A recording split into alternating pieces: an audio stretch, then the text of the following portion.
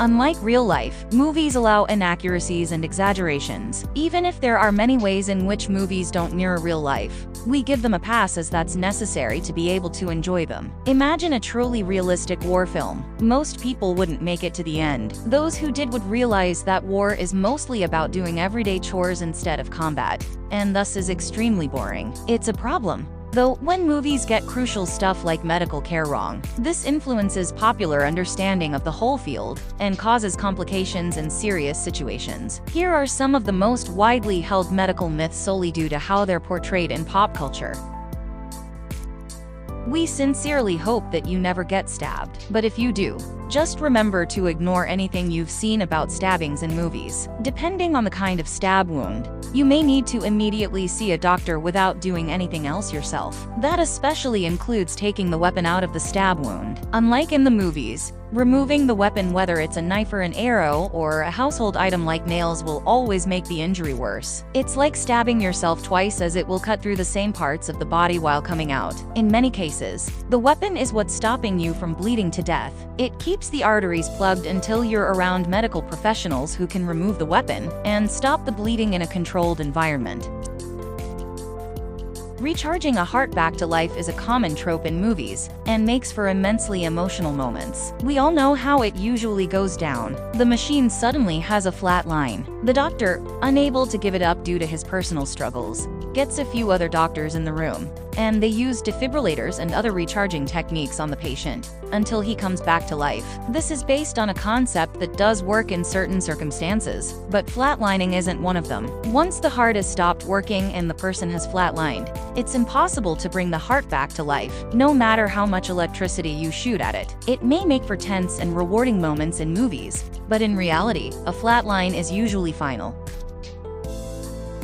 Knocking someone out is another terribly misunderstood concept in movies. For one, it's seen as a rather harmless act. People who are rendered unconscious are expected to just sit back up in a few hours like nothing happened. In reality, any amount of force that knocks you unconscious is enough to damage parts of your brain. More importantly, though, the movie's idea of knocking someone out propagates a fundamental misunderstanding of how concussions work. Many people don't recognize symptoms of one when it happens to them, as we all expect to lose consciousness during a concussion because of the movies. In reality, concussions can happen when you're fully conscious, too. Symptoms may show up days or even weeks after the accident, something most people who have a concussion don't realize until it becomes serious.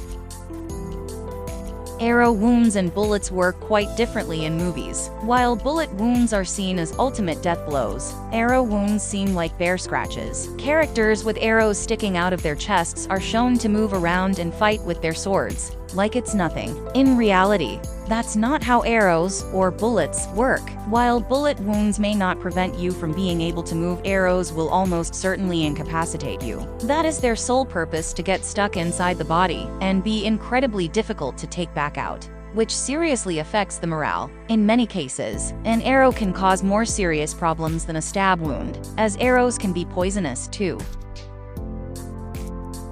Despite the critical importance of defibrillators, movies haven't completely figured them out yet. You see them being used in almost all types of trauma, even if their utility is limited to specific medical situations. You also see the surgeons clap them together before using them. We're not entirely sure where that one comes from, but medical professionals using defibrillators in real life don't need to do that at all. Defibrillation is administered with other techniques like CPR, which the movies rarely do. Defibrillators are also shown to be ridiculously successful in the movies. In reality, they're not that effective in resuscitating patients from cardiac arrest.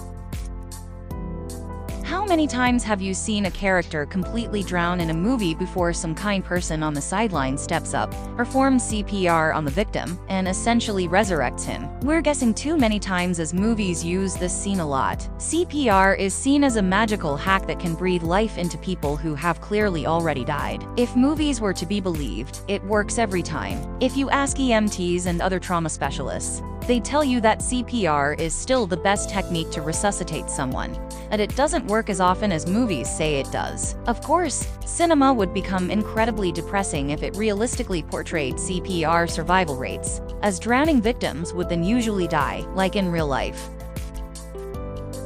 Due to how much Hollywood loves violence, Nosebleeds are common in movies. When a character gets one, they're usually made to lean back and pinch the bridge of the nose to stop the bleeding, which is what most of us do when we experience a nosebleed in real life. As many doctors would advise you if you just ask them, doing that increases your risk of choking to death. When you tilt your nose back, the blood may seep into the breathing tract and block the airflow. It can also go into the stomach and create complications, as the stomach is not designed to process our own blood. Another thing you shouldn't do is put ice on it. Even if that stops bleeding on the outside, it does nothing to fix things where the injury really is. The best course of action to stop a nosebleed is sitting still and pinching the muscle part of the nose, below the bridge, until the bleeding stops.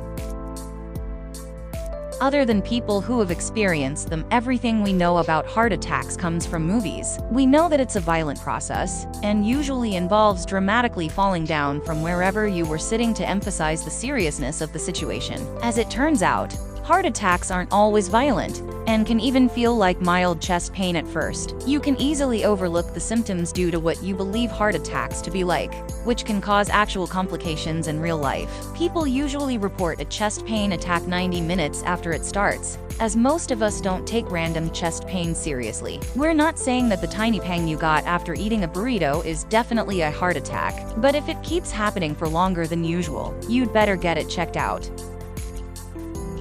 Amnesia in movies works a bit like the memory eraser from the Men in Black films. It usually happens rapidly, and in most cases, the patients forget everything from before the accident. However, they retain basic conversation skills. If you asked a neurosurgeon or anyone working with mental disorders, that's really not how amnesia works. It's rare that you lose so much of your memory that you forget entire sections of your life. Usually, amnesia takes away bits and pieces of certain memories. However, they may be brought back with therapy, as long as the injury isn't serious. Amnesia can cause a complete wipeout if the accident is serious, but that doesn't happen often, and is usually accompanied by other symptoms like loss of physical control and intelligence.